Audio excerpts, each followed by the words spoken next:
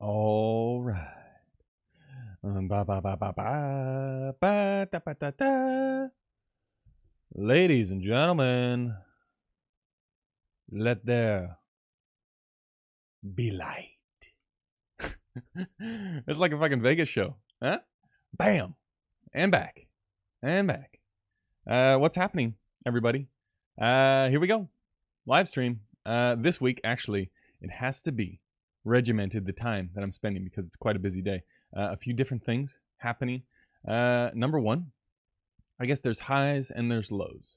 Number one, I'm doing a job, and we're doing a location scout today, and the job is for a company called The Bed Shed.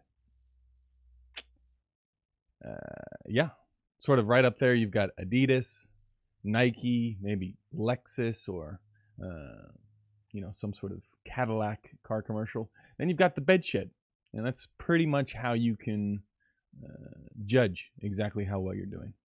I'm only kidding. The bed shed is terrible, but the actual ad is going to be fun, and it's with a really good director, Steve McCallum, who we've had on the show, so that'll be fun. And we're going to do a location scout, and so that's the sort of shitty bit. Apart from the fact that I've missed, I don't know, the last 4 jobs, or I haven't missed them, I haven't gotten them, where people will contact me and then proceed to take a dump on me by choosing someone else, which is fair enough. I'd probably choose somebody else too. But that's the reality of the situation. The good thing about today is, and this is the amazing part of Instagram, is I'm starting a project with Hasselblad and picking up the 100 megapixel, whatever the fuck it is, medium format camera that they've got doing a stills project, which is actually going to be fun. So I'm going to go on this location scout with a 100 megapixel medium format overkill that weighs about 15 pounds. It's almost as big as the Alexa. So that's kind of fun. So I'll be doing that over the next few days, and then got this shoot yesterday. Was an all green screen VFX shoot where you could pretty much fall asleep at the wheel and still come up with something good. So that's sort of life as it stands now. Hasselblad, which will be fun, and other projects which will be just as interesting. But we did get a few wins on the project. Got some master primes because that was a bit of a hullabaloo. What we're going to do for the lenses. Lenses out in Western Australia is always a pain in the ass because you got to ship them from everywhere, really, because there's absolutely no lenses here. So that's it. That's the gig. Okay, I'm going to go straight into the Patreon questions because we are pressed for time.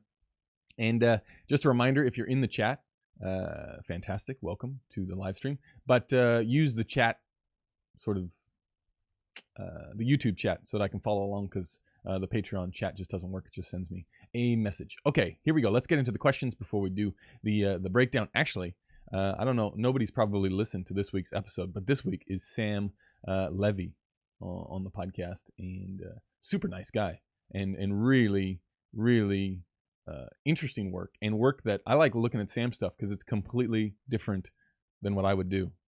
It is so far removed from what I would do, and he actually mentions it in the podcast. Like I'm sort of the guy. I'm sort of the guy that he doesn't make fun of, but he says that's a certain style, and that's pretty much me. And he is the exact opposite way, and it still comes up with some pretty cool stuff. So, yeah, it's I think it's an interesting episode because it's so far removed from other stuff that we've done. All right, Vincent made it into the first live stream. Big Tyler, actually, Tyler, we're doing the thing that you just sent in, the clip that you just sent in. That's the one we're going to be talking about today. And if you have sent in projects and I haven't reviewed them, it's only because I'm incredibly lazy, and whatever I see in the inbox before I start this thing, I take some screenshots, throw it into Photoshop, and away we go. So I'm not ignoring you.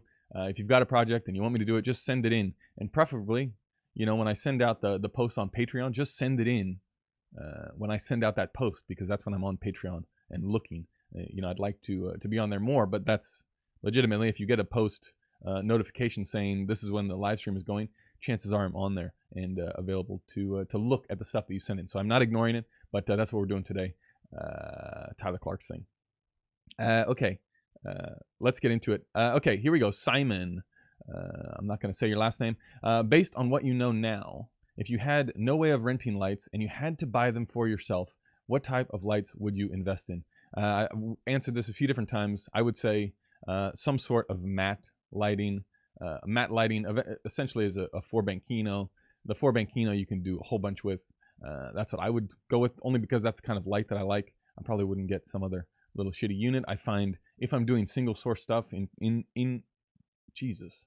interiors, what's going on? In interiors, generally I'm looking for the matte look. You know, the biggest, flattest possible spread to sort of set in whatever tone we're going for. Very rarely, you know, it's not like you're, you know, some 1970s porn film where you're setting up the Fresnel in the corner of the room and just blasting it at someone's face. So I find myself going towards the mattes. So yes, light mattes are expensive, and there's lots of other options out there, but there's a reason why they're expensive. They're the standard. If you're going to have somebody else lugging around your gear and dealing with it, if you are actually putting up the light that you're shooting with, I understand that's how a lot of people start out, but you won't stay in that stage for very long. So you can buy for that stage, where you buy some off-brand with some weird connector or some weird way of setting it up that you have to explain every time you use the thing. Or you could just get the industry standard right away, never have to explain it to anybody, and be planning for stepping out of that stage, right? Because if you're buying, I don't know, a $1,500 light mat, you got to figure maybe once you get going on jobs, maybe you get, I don't know, $50 a day for it. So it takes you a lot of days in order to recoup that. Plus you get the benefits of having this cool light that you can play with in your own little studio or your own bedroom or basement, wherever you're practicing these lighting things. But you got to remember that eventually you're going to get better than you putting up that light, and you're going to have more people involved, and you want it to be easy for them too. So if you can make 50 rentals by just using it yourself, then you know, get whatever you want. But if you're planning ahead, I would just buy the best, right? We've talked about that many times. So I would say some sort of matte. Okay, Patrick, this one's from Arthur. Have you done a lot of spec ads before you got picked up by productions with a sizable budget? No, I went the stupid way and just sat on my hands and did shitty production after shitty production after shitty production, and eventually got one that was, well, I mean, it wasn't even not shitty. It was shitty, but it looked halfway decent. And then I got the next one that looked halfway decent. You know, finding the creative stuff is the hardest part about cinematography. Finding jobs and directors that are doing interesting stuff and that will bring you on board to help that process. You can only make the creative look as good as you can make it look. If it's a dog shit idea, you can't do much with it. So I am now I would say I would do more spec stuff than ever before, right? Because every time that you level up, it doesn't matter what level you're at. If you want to be doing I always go to the Bjorn Charpentier sort of level of travel gig where you go and land and you're in this place and you're spending all this money. If you want that kind of job, you got to have that. You got to be known for that kind of job. So then to get that, if you're at level 5 and you want to be at level 6, you have to find a way to convince people that you can do that. Me doing a fucking, I don't know, a toothpaste ad isn't really going to be in the forefront of people's minds when they think of, let's go get some cool stuff in some foreign country. So even now, I would say I am more active trying to chase down the spec ad. But the spec ads, it is a shitload of work, right? You can't, there's no way to beat around the bush. It is a fuck ton of work to do one of those spec ads and to make it halfway decent and polished. And there's a lot of organizing, and you really need a whole team of people that are buying into this same level idea and trying to make it bigger. So no, I haven't done a whole bunch, especially early on. I would say I do more now, especially because it's sort of the environment now. Maybe it's different in other parts of the world, but there are spec ads happening to win clients, right? That's happening from the ad agency side. That's happening from production company side to bring up new directors. So that's happening more now. It happens all the way up the ladder, but no, I didn't do a whole bunch when I was starting out, and that was my fault, right? I probably got trapped in you know, a year or two of shittier jobs than what I could have gotten because I didn't do the spec ads. Okay, this one's from Benny Ho. We got when you're working out shotless storyboards, do you usually have a baseline audio track or music picked out ahead of time? If I am in any way involved with the music of any production, you're in serious trouble. I don't get involved. I don't have a baseline track. I don't know anything about that. You show me the storyboards, I figure out how to make it look pretty. Or we come up with the storyboards together, the shot list. I don't get involved in any of that. And if I do, I immediately think to myself, I am doing way too much on this project. I'm getting out of my zone of my wheelhouse. I should be doing more things that are in line with what I eventually want to be doing. So I try and stay away from that as much as possible. And if you're a production, you should want me staying away from that. Okay, this next one is from Taylor Clemens. We're fucking firing through these today. Patrick, if you get a chance, could you explain the IRE scale, how the IRE scale relates to stuff? This is a big one. Okay. false color, IRE. The easiest thing to do with false color and IRE, because I get the questions about where exactly, how do you know the difference between stop to stop on your false color? Get a light meter. If you don't have one, rent one for $10 and do all the tests yourself, because me explaining it is going to be like, I don't know, you're probably drinking coffee or you're probably driving in your car. If you're watching the live stream, stop the wheel. Do not drive. But if you're watching this, me explaining it is not going to help you. Get a light meter, get the false color, go 1 stop down, 2 stops down, 3 stops down, record the thing, go back into Resolve and look at it, and then you'll know forever, right? And I know that sounds like me copying out of answering the question, but actually, I've purposely forgotten how I did this, right? It's a piece of information that I no longer need to know, and that doesn't really help you, except that it does, because I wasted a whole bunch of time, like you, sitting down going, how does that actually work? When you can just go get the camera, get a monitor with false color and a light meter, and you have it figured out in 10 minutes. So that's what I would say do. Do I even have? I just realized I don't know if I have the backlight up. Whoops. That's that one. Oh, I do. See, that's that ambient in the background. You could have it dark, right? I could go full spotlight, sort of theater stage, or just that hint of ambient. I don't know. Personal choices. Okay.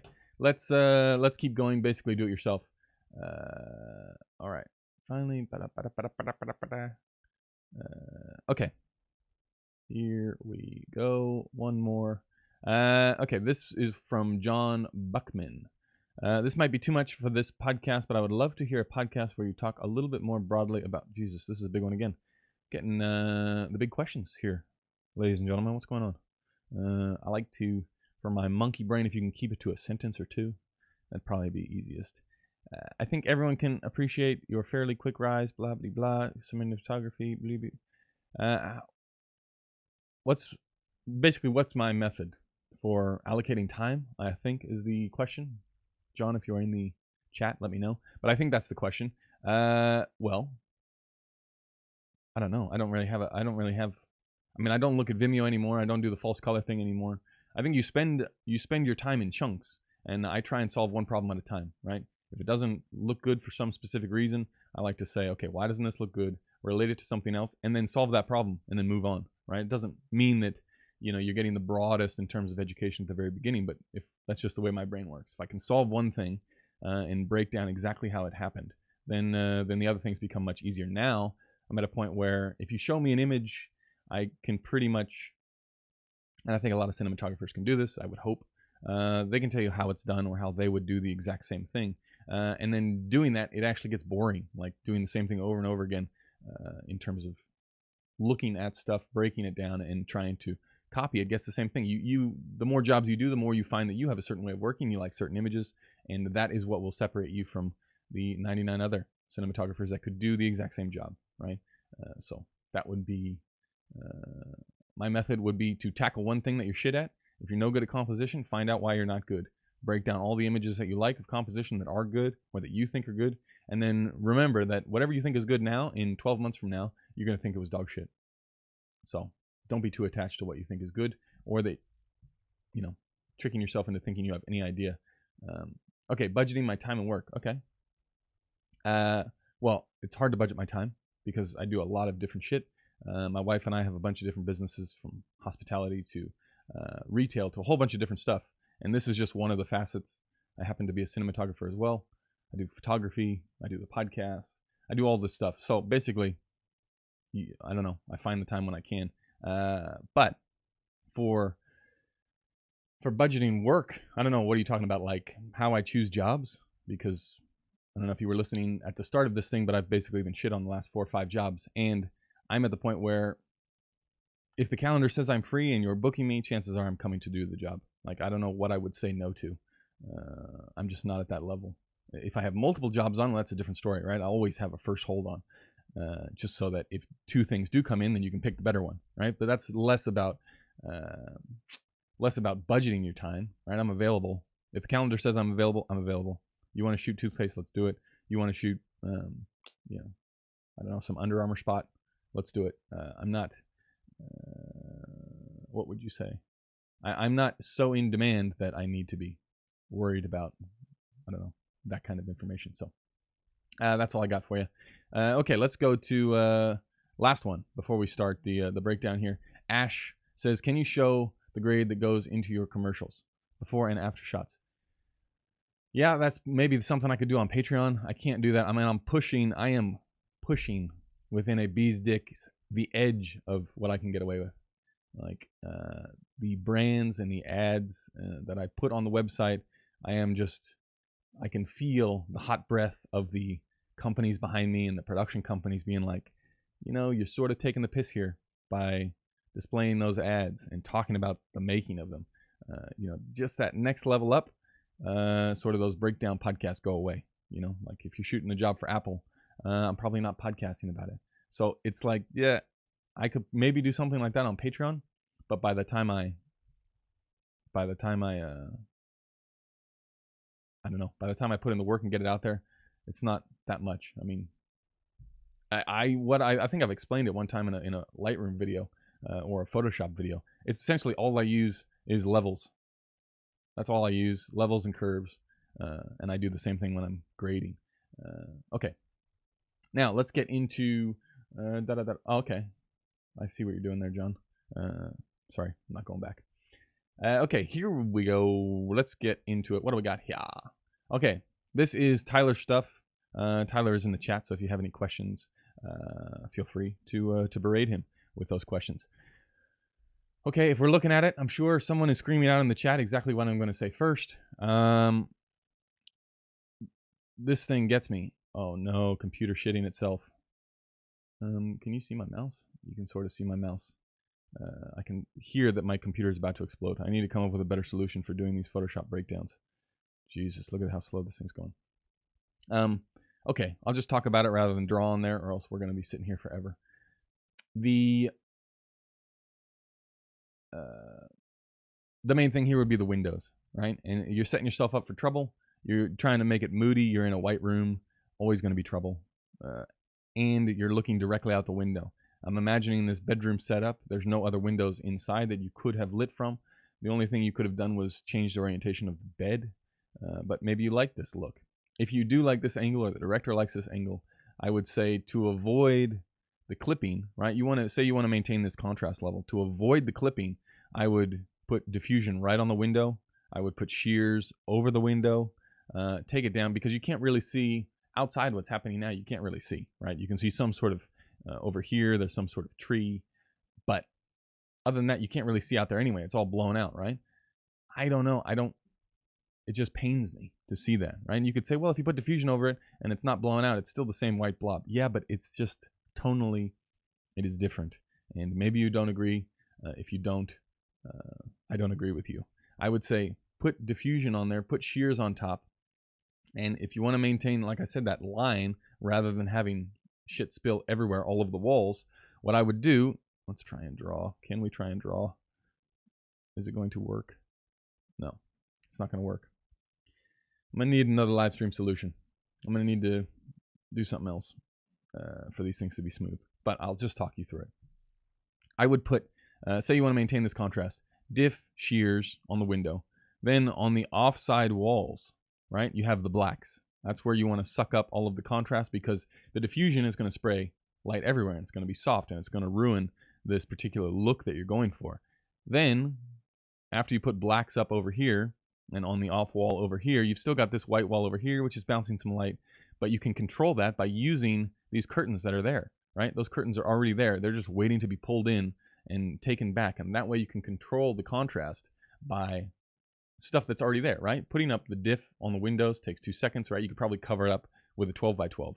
Just paste on a 12x12 on the outside of the windows. You're done. Shears take 2 seconds to put up. Curtains takes 2 seconds to slide in and out to get your desired levels. And then hanging up the blacks, again, if you've got an assistant or a little buddy, that doesn't take long at all. But that sort of would set the mood a little bit different for me, and I think it just would feel a little bit more polished. But again, it's a very hard angle in this room to pull that off, and that happens multiple times throughout this ad. So that's what I would say for the start.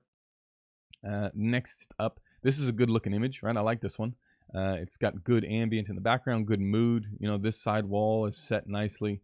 This level is set nicely, this little highlight here. But again, you're running into the same problem where this is so bright compared to here that it's very hard to pick out where I should be looking because the contrast is so extreme, right? If you take a look at the histogram, you got all of it down here, and then you go through the roof, which is, I don't know, it just distracts me. So again, the same way around it, right? You use those curtains, slide over, use diffusion here, and maybe if you, okay, say you really want this look on this cheek here, right? And that's a little bit of a harder source than if you put diffusion on there, you may not get that reflective bit. Just put a lamp in here, in the actual inside of the house, inside of the room. That will give you that back edge while it makes it look like you're lighting from the window, but you're not really lighting from the window, right? Or a lot of the times, I mean, when we had Bjorn Charpentier on, he said, a lot of the times if you want to control those windows, what will happen is, and this is again, if you actually have a crew that can pull something like this off, you would put a 4-bank or a light mat 4, talking about light mats, you would put it right above the window, angling down so it looks like, if you can get the person far enough away and set the blocking correctly, it doesn't look like there's been a whole ton of messing with the light, right? It's kind of hard to get balanced and perfect, but that can certainly be the case. So I would say that would be one solution, just trying to get rid of that blown out bit. But other than that, it all sits really nicely. Okay, let's go to the next one. So this is in this sequence of shots. Then we cut to the parents as they're sort of looking at this little girl. Now, this is, you know, again, if you're going for the low contrast look, this is certainly it, right? We've got very little contrast, especially looking at the histogram. All of the information chunked in down here, and I get it. You've gone with the dim scene.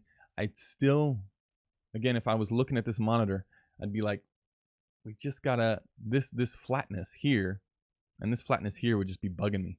So the way that you would overcome that is, well, you got two options. You can either take this down, take whatever's happening on that wall down, or, I gotta stop writing, or, so you take down that wall, you take down that wall, or, contrary to that, you light these guys up just a little bit, right? You gotta give them a little, like, look at the shadow on his face.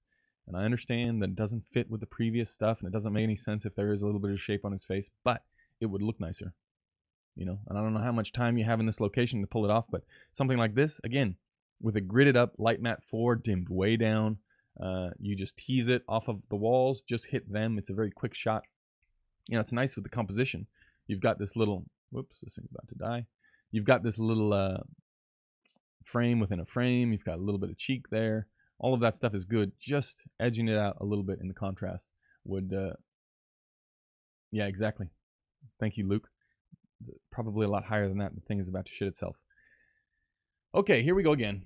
This is back to our same window problem, but this is sort of the double whammy of window problems, because you've got this window in the background here, right, which is completely blown out, even though it looks like there's blinds on it. That, to me, looks like there's blinds in that right-hand corner there. It's completely blown out. Then, over here, camera right, we have what appears to be a fake window, but it doesn't feel of a piece with this window light. You know what I mean? It feels like there's a light just off camera right. And I would say it feels that way because there's too much punch, right? This skin is too bright for this, even for this level of window. Like, if it's coming from that angle, you wouldn't have that. And what gives it away is you've got all of this fill up the top here. That light going everywhere. If this was window light and it was coming down, like this window looks like it is, then, you know, you're in trouble, because that just wouldn't happen. So I would say, in order to make this feel more of a piece, like if I were to come into this room and we're going, okay, this is our angle, this is what we need, I'd say set the exposure to have this window not blow out, then set the key relative to that brightness, and you would have to put in sort of a teaser on top to cut off this light spilling up here that gives it away as unnatural, and just do everything you could to not have this outline around our stars that is super distracting. I mean, these shadows on the wall are super nice, right? That creates some interest. You got an interesting frame here with the lines going in every direction, but you know, that big blob is making a difference, and just how powerful that inside light is. So I would say take that down probably half, at least half of what you got it, right? Because you want it to feel like, yeah, it's of a piece. And right now it feels like there's a big light in a little tiny room and it's going everywhere. So I would say That's that one. Okay. Okay, here we are in the same sort of vibe. Now, this, I mean, this does feel of a piece, right? The level of brightness on her feels like the level of brightness coming from the hot window. I would probably, again, same point. I would expose for that window on the right-hand side. I imagine this is still that same room, judging by the bed and the whole setup. Take down that window fuckloads, and then bring in the level, and it would just tonally. I wish I could do it now. Fucking computer shit itself. Let's try. No, not gonna happen. Oh, come on, levels. Come on. Here we go. Here we go. No, we've gone too far. There's no control. I'm sorry.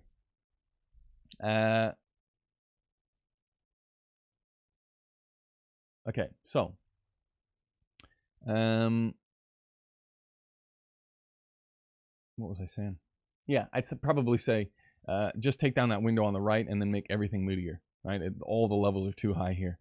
Yes, you've managed in this shot to match whatever's happening with that window light, but I would say it's just too bright in general. So take it all down a notch. Okay, let's do the next one. This is my favorite shot of the whole ad.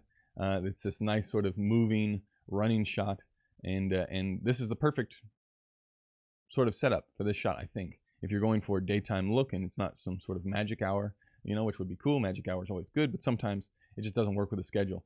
This is about as good as you can get for framing and for time of day and for angle and for blocking and just for movement of the camera, right? The camera does a really good job. I don't know, maybe Tyler will link to the actual ad in the chat, but it does a good job tying with the runner, and the shadows are really nice, right? You've got the exposure nailed. The sun is just out of the shot, so you're not getting any weird blown out bits or any shitty sort of artifacts or anything like that, and it works. So I would say kudos to you for this shot. That is the money one in the ad for sure. Okay, this is the next shot, sort of walking behind exterior stuff. Again, you know, we've talked about it multiple times. The sun just out of the picture, especially when you're dealing with the camera. You know, Alexa, you can get away with. Red gets a little bit dumpier, and then on down the line gets worse and worse and worse when you do have that sun in there blowing things out and making it all out of whack. But this is good framing, good balance. You know, I can't imagine there's a lot done to this shot. Either you've lowered the contrast or on the shot in the grade, or this is being filled in with some sort of 4x from the right hand side or 4x from the left hand side, something like that. So I don't know, I like this shot. I thought it was pretty good. Blocking, you know, you're shooting into the light. What else can you do, right? The sun is at a nice enough angle where you're getting that edge all around the people, and that's what you want. Okay, let's go to the next one. Oops, that's the same one. Let's go to, here we go again. We are now inside another building. And again, to me, let's go to the histogram before I start drawing on this thing. To me, it just feels, even though there is a little bit of angle on the face, you know, there's a little bit of shape on the face. I probably want to see more. It probably feels a little flat. And this level here on the face, that's at least a stop over. If I was looking at the monitor, I'd say let's put in a 0.3 or probably a 0.6 because it looks a little bit over. So I would say more shape, and you know, you can get that shape by you've got the softness, and you've definitely got the level. So I would say bringing in 4x floppies over here, or putting up some piece of black on the right hand side to create some shape. And then you know, you don't really need to soften it. It's just angle and light relative to her, the angle of light, right? Because in the next shot we'll see that this is a window. So rather than having her bang face the window straight ahead, if you just pan the camera or just orbit the camera to the right in this instance, you'd get that line cutting across in the background would be a little bit different. You'd get a little bit of light raking rather than right now you've got in the background just level being projected, which is a bit of a,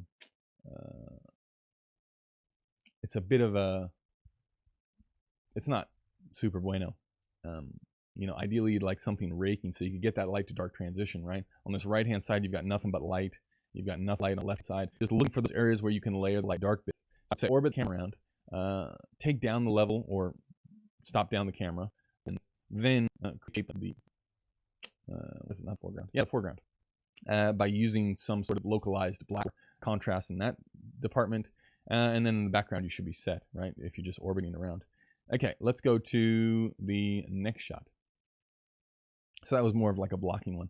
Again, we got the same vibe here, right? And I understand that there's nothing out there, but in here even, like these walls, they feel super filled in. And what you're getting is the whole thing is, it's all raised. So very hard to pick out what we should be looking at. And yes, I understand that it's white and it's supposed to be this clean environment, I'm imagining.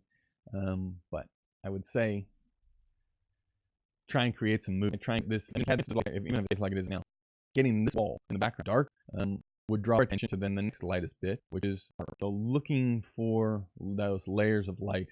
And then also doesn't help that you've got this mirror over here that is projecting the blown out bits. So main thing, set the exposure to those windows. Set the exposure to the windows and then light from there. If it's low budget, I get it.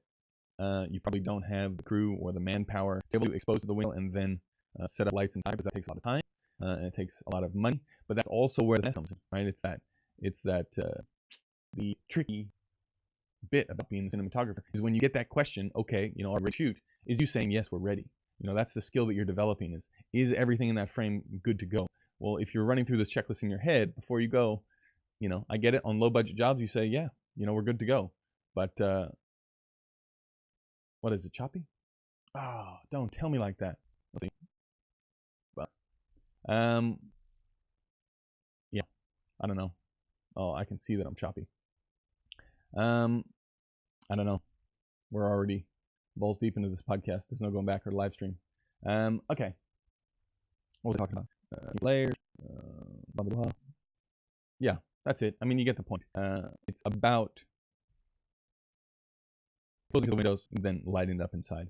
On a low budget, you don't have the means. Okay, but at least you should know what you should be looking for. You know what I mean? And like this project will lead to another project because someone saw this, and you just slowly but surely climb the levels, and before you know it, Tyler, you'll be kicking the shit out of things.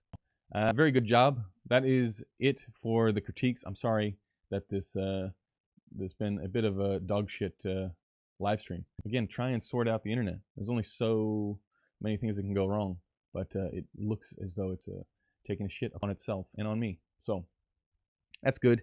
Anyway, what else have I got? Yeah, go listen to the podcast, Sam Levy. Look out for the Hasselblad project, which I'll probably do something on here. I was gonna do the breakdown of the treatment. I just didn't get around to actually doing it. So next week or for another time. Don't worry, I will eventually get there. But okay, many thanks for checking out the live stream. If you've got any questions, actually, let's do that while you guys are all here. If you've got any questions, put them in the YouTube box. Let's see. I'll just go back right now and see. Super choppy. Let's see. Questions. Man, this thing is terrible. Okay. Actually, my computer shit itself so bad that I can't even read the questions. So I'm going to assume that this thing is working.